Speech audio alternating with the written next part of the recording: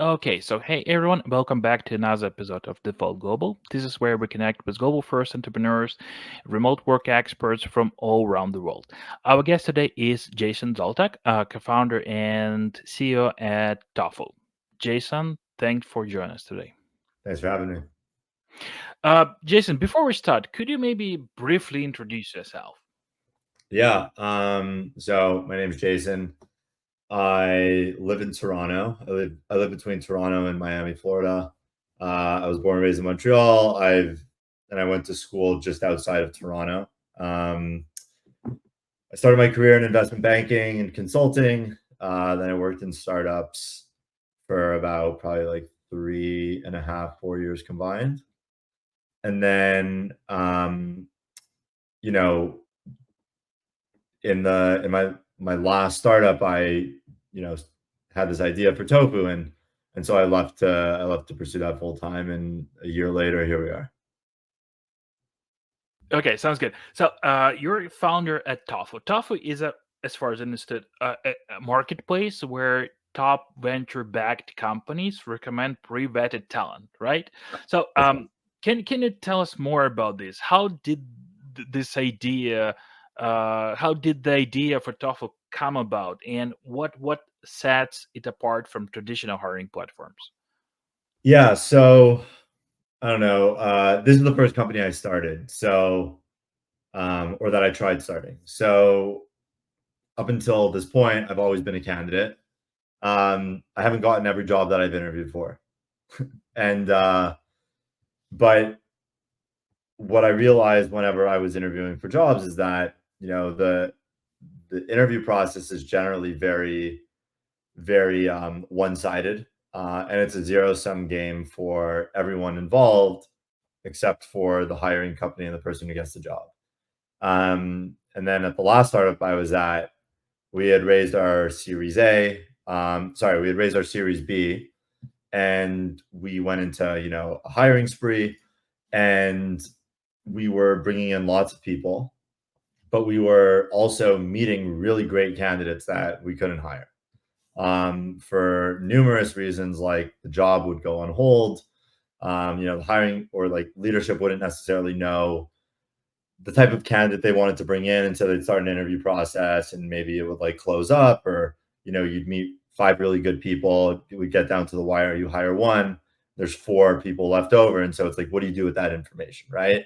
And then if you think about it, companies within certain industries, or even like tangential industries where there's similar overlap on the markets that they might go after, they're all hiring for the same people. I know companies love to, there's a lot of proprietary work that goes into the interview process at a company, but a lot of companies are looking for very similar talent profiles. They're screening very similar talent profiles. And so it always struck me as odd that it's all done in silos, and the information just basically sits idle and is, collecting dust, where within whatever system that company is using. And so I started thinking, well, how could you basically get companies to like share that information or unlock that information, um, so that other companies can find candidates that another company is qualified, and reduce the cost of hiring, both from a time and dollars point of view, for everyone involved, and just create better outcomes and also like a better candidate experience. So that was the original like kind of impetus.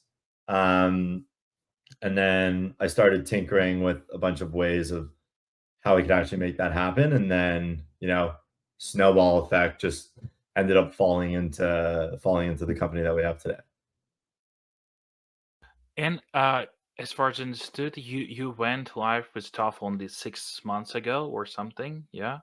So Yeah. and So I left the company I was at in the fall of 2020, uh-huh. 2022. uh And it took us like, about a month or two to basically get our ducks in a row to figure out like how we wanted to target the market. Took us a month to build like the customer wait list. Took about a hmm month to cultivate like the first set of customers, design something that would be useful to them, and then we launched into market in March. Mm-hmm. So been live for around like 8 months or so now. Mm-hmm. Mm-hmm. And in your LinkedIn post, I guess, or in some of your announcements, you mentioned that you launched this solution with this closed network of the first 60 customers, 60 companies, right? Yeah. So my question is just how did you convince this initial customers to be part Yeah. of this closed network without having like a real product, in fact? Yeah, no, it's it's a good question. I think honestly, starting a company is a lot of hard work, right? But a lot of it is luck too. Like I'm not gonna sit here and say that, oh, we're like, we're not even close to the smartest people. Like we're, just a bunch of guys trying to start a company. But a lot of brute force is involved, I think, in that initial way of getting customers to trust you. Also, you have to be strategic and, really think about what you're delivering to them. So the way we got our first customers is honestly, it was Tech Week in New York in 2022, and I had somebody post about what we were doing in this like community of talent people, and we had a type form link where people could respond if they were interested, and we had like I think like 40 individual talent people like respond. We had a website, and so they basically put in their information. I set up calls with all of them, and then the ones that progressed the furthest had all told me they were going to be at Tech Week in New York, and so I told them I was going to be as well. When in fact I really just like booked the flight to go meet them. So my brother, who's a software engineer, helped me kind of like spin up this really quick like prototype. And I went to New York, and I met with these people and I had them like sign up on the spot. And I just started, asking for intros, and I was able to build a list of companies to all just join kind of at once, with like a couple of other channels that we went through. But yeah, we had probably like 10 companies in the first month. Now we're at 115. Every company's venture backed. We're bringing on around like 5 companies a week, Wow. 6 companies a week. Like I just onboarded 2 today. That. So, I think obviously with networks, it's tough because you need those network effects to bring the other side. Mhm. But when you're able to demonstrate that value quickly, you're able to create a stronger hook. And so that's what we focus on doing. And it seems to be going well so far. And that's awesome, in fact. And you mentioned that to join Tofu, those companies should be VC backed, right? Yeah. So, what makes Tofu a good fit for those fast growing companies specifically, and how does this differ from serving bigger, more established tech firms? Yeah. So it's a great question because I think the earlier stage companies, they have different needs, as do the later stage companies. Like, what I typically notice is an earlier stage company needs someone who has a little more dynamism, obviously who has a good amount of experience, um, but someone who can kind of come in and be not like a Swiss Army knife, but can inject themselves into multiple areas of the business while owning that their own function.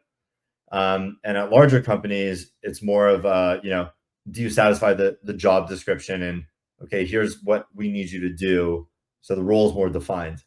Um, the good thing about Tofu is that we have companies on the platform from seed all the way to Series E and F.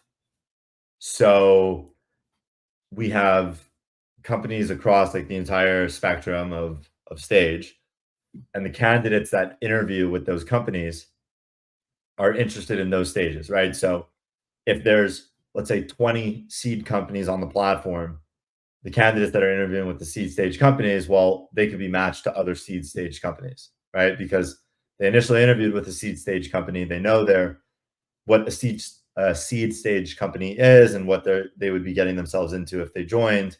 And so there's a really good fit when we connect them to other seed stage companies because they're it's in that similar environment that they're looking for versus a candidate who interviews with a series D or series E. They typically probably want to be at a more established company, but we also see mix between. So candidates that interview with seeds will go to larger companies, and and vice versa. And in fact, it is really impressive how you have built this trust-based network, right?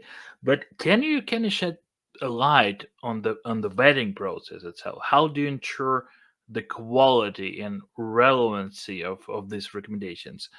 Do you check it somehow, or you rely specifically on those feedback from companies? Yeah. So we have a set of like custom applications and tools that make the invite or like the referring process just ridiculously easy. Um, and I know there's been lots of companies who have tried this where they've started it with maybe just you create a typeform link and you can share a typeform link. That doesn't it won't work because there's a bunch of hurdles you have to clear from like a workflow standpoint. So we've found a way to get around that and to make it really kind of like cohesive and flowing with how these companies do things already.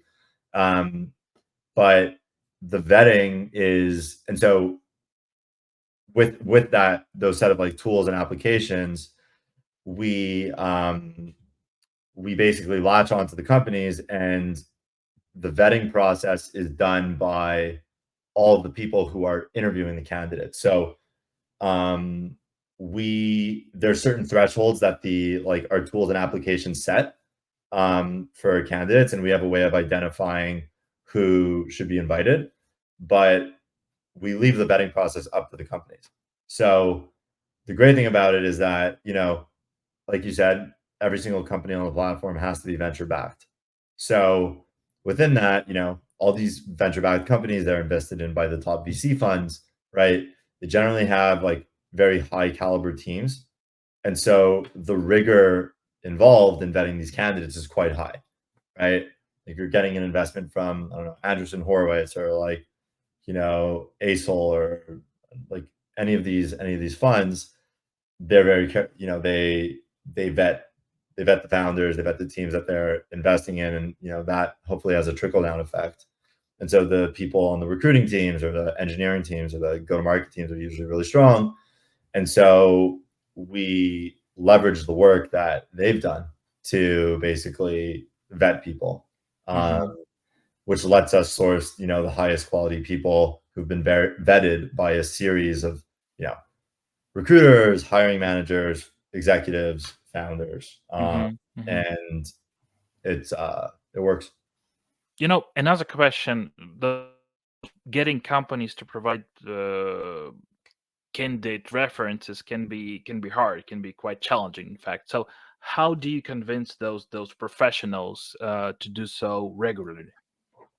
Yeah, so we have a really good set of incentives in place that make it very compelling for the companies to join, and we approach it from like a company level. So, you onboard as a company to Tofu. It generally like kind of integrates within your candidate experience. And so the incentives for the company to join are very compelling. Um, but we have also found a way to layer community on top of that. And I think that's something that's just like intrinsically um motivating, right? People want to find people come together on like topics that motivate them, that find like give them like this ability to, create closeness or find connection, especially in a remote world. Community is something that's, I think, becoming even more important. And it's also something that's hard to replicate. So, for those, like the incentive piece and also like this community piece, it's generally like how we're able to create a competitive moat. Um, and it makes, again, it satisfies like all the interests of like the stakeholders on the platform involved, where they're willing to share that info. And I think also, when we were starting this, we got questions like, why would a company ever want to share candidates, right? Um, the way that, like, just some backstory on how Tofu even started. I was doing this manually, so I was going to companies and I was saying, hey, like I have, X number of product managers from this company that just finished up their interview process, and these are all like the top people. I see you're hiring for software engineer and product managers. Um, I'll give you these product managers if you give me these like software engineers. And I was doing this in Toronto. The way I got it started is I went to a friend. He has a Y Combinator startup, and I was like, "Hey, I need you to just email all the top people that you met and ask them if they would like connect with me, and then I'm gonna basically just become like their agent or their recruiter." And anyway, I managed to get a bunch of companies to do it, and I think that was the like signal on whether or not would companies share candidates. And the answer is yes. You just have to um, create the right incentive structure and offer up the right information that would make those companies willing to do that. And so that's kind of a unique insight that we had, that we like built into this, and it's allowed us to ingest it like more broadly into the platform. And speaking about candidate experience, right? How does Tofu make the candidate experience better compared to, I guess, more traditional methods or platforms? Yeah, I think it's pretty like, I mean, to me, I feel it's probably obvious, right? Like, you don't get the job somewhere, you spent a ton of time with that company, and then you get this, you're offered to like get this invitation into this network, um, which is something that's like unheard of, right? Um, and so that's a great candidate experience, number one. But the second part is that you're not actually just being referred or invited into a black hole. Um, you are being invited into this network of companies that are the strongest in in the world, right? The companies that are on our platform are in places like Australia and um the EU and the UK and the US and Canada. Like, we've managed to find our way like across like the globe pretty quickly, although like concentration of companies is in the US for sure.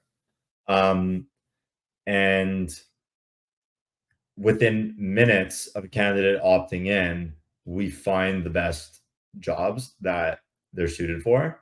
So I think it's like the greatest candidate experience in the world. Like, we had a candidate accept an invite this week, and within 1 hour, they were already scheduled with another company in the dev tool space that raised like a $80 million like Series B.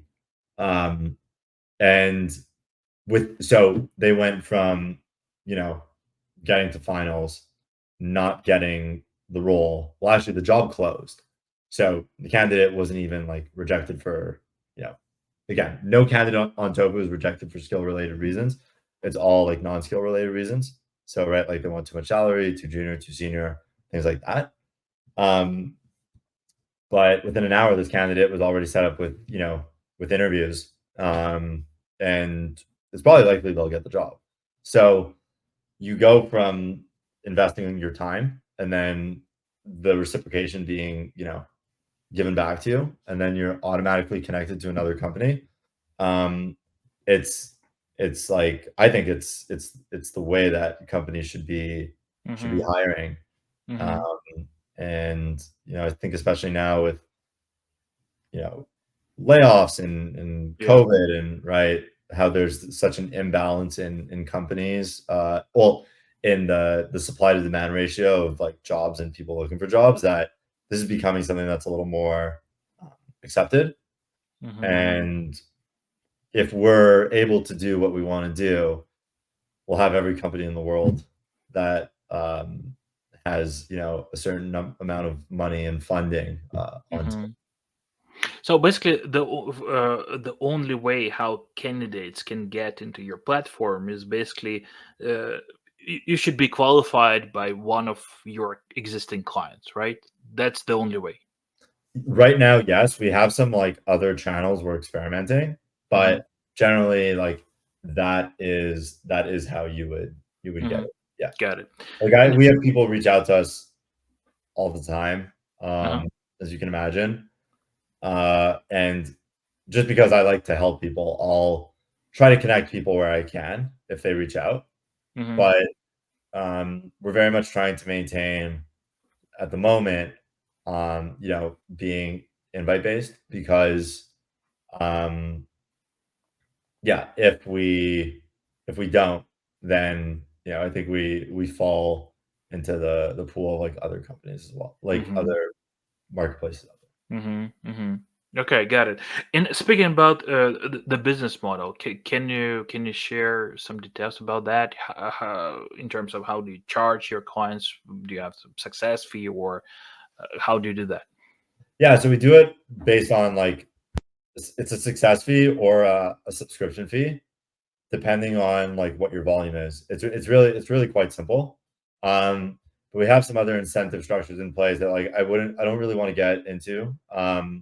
But once you get into the marketplace, um, you're basically uh, there's certain like payout methods, but generally like 90% of all of it are placement fees and subscription fees, right? Like if you have really good foresight into your hiring, you might pay a subscription fee because okay, I'm going to hire X number of people. So let's say it's like 20 people. It's probably more economic for me to pay a subscription fee versus like if I have a one-off, I'll pay a per hire fee. And we're trying to be very competitive right now. So actually, we will charge we'll offer 50% of like a placement rate. So if someone were to say, hey, like this, executive search fund charging me 18%, be like, we'll do it at 9%. Um, and we're okay with that. And so, I think for reasons like that, we've companies have flocked to us. Got it. So from your initial MVP launch to now having supported over like 120 companies, you said, yeah. So what maybe basically my last question: what key learnings can you share with us, and what are the key milestones you aim to achieve next year? So like learnings in what sense? In like from starting your own company or from like just what I see in the HR space? I guess I'm more interested in this recruitment space, HR space, Yeah, yeah, right? yeah. In terms of trends that are merging in the tech hiring landscape right now, and how is Tofu aligning with these changes? Yeah. So I think it's funny. I'm seeing a reduction in remote roles. Um, and like 9 months ago, we had some companies on the platform hiring, for all of their like core roles remote, and they've recently switched to like hubs, so like New York, San Francisco, and a lot of companies are doing that. And I think that look, I don't know if you can be fully in office and be competitive where a candidate would be interested in working for you. unless you might. I think the Venn diagram is smaller now, but I am definitely seeing an emphasis on hybrid. So while there are really great companies that are offering remote opportunities, I think they're slimmer than a year ago, a year and a half ago, and it would make sense. I think in-person work brings a certain type of culture, it brings a certain type of way of getting things done versus fully remote. But that's what we're seeing. I think the second thing is, especially just given that you know, the candidate market is so imbalanced right now. Senior roles are being trimmed and more mid-level roles are being offered.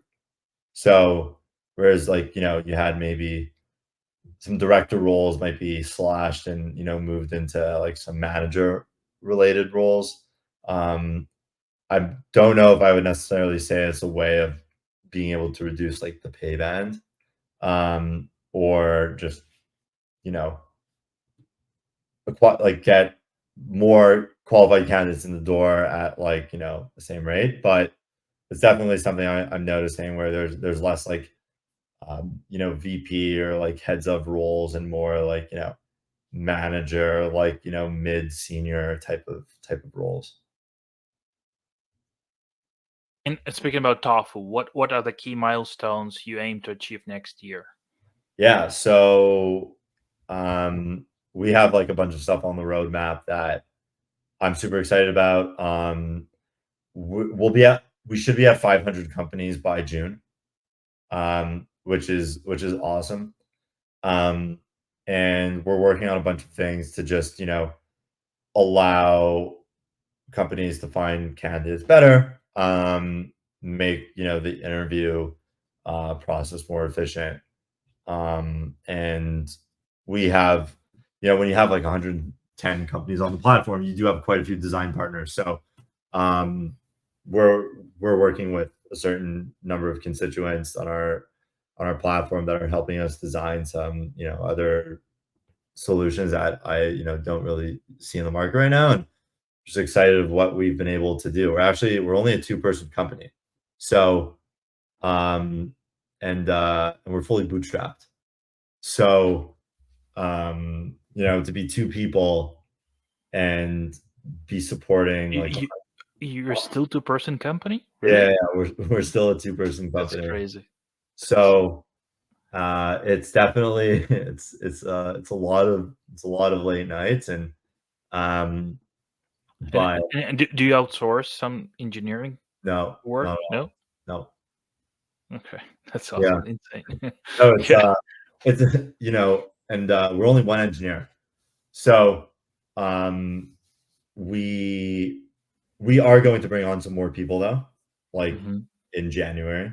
And we're gonna turn ourselves into like a pretty robust team. Um, Yeah. but the plan for Tofu is just to keep going. I think what we're doing is working, and we're just here to bring value to the customers on our platform and the candidates, and we don't really look at competition. Um, Hmm. and we focus on like what we're doing, what people are telling us. And I think it's very easy to get caught up in the competition. If you focus on your unique offering, what people are telling you, what they like, what they dislike, obviously be mindful of other people that are trying to do, something similar. But we focus on like our unique roadmap, our insights, and double down on that. And I'm excited for 2024. I think it's going to be a good year. Awesome. Awesome. Okay, I guess we're good. I still have a bunch of questions, but let's maybe plan round two. Let's For do it. this. Let's do it. Okay. Okay. Thanks a lot, Jason, for sharing your insights on Tofu. We wish you and your company all the best in your journey. Thanks a lot. Thank you very much for having me, Bit. See you.